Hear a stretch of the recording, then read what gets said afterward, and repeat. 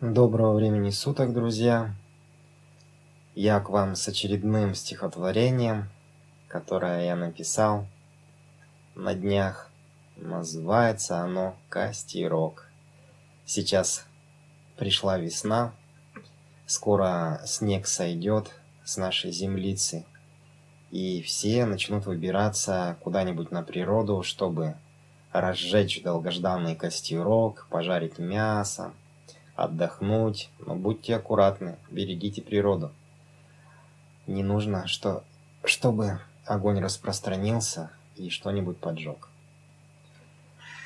Ну а я начинаю свое стихотворение «Костерок».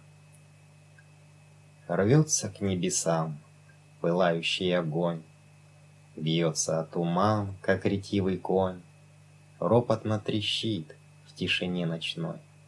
Свет его дрожит, не найдя покой.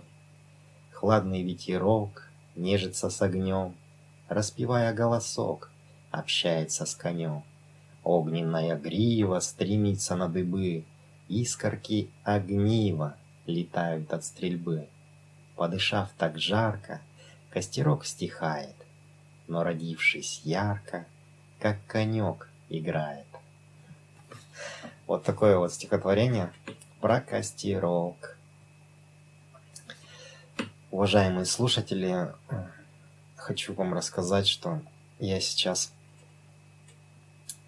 собираю средства на реабилитацию, так как мое тело претерпело не очень хорошие изменения почти за 15 лет.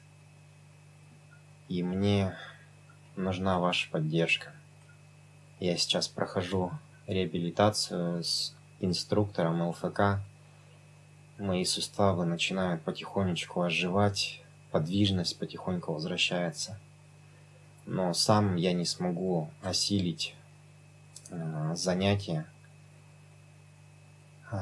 Реабилитация нужна длительная. Это не решается 10 занятиями. Это нужно делать продолжительное время. И я буду признателен любой вашей поддержке. Также вы можете подписаться и поставить лайк моему видео или отправить его вашим друзьям. Ведь поэзия — это прекрасно. До новых встреч!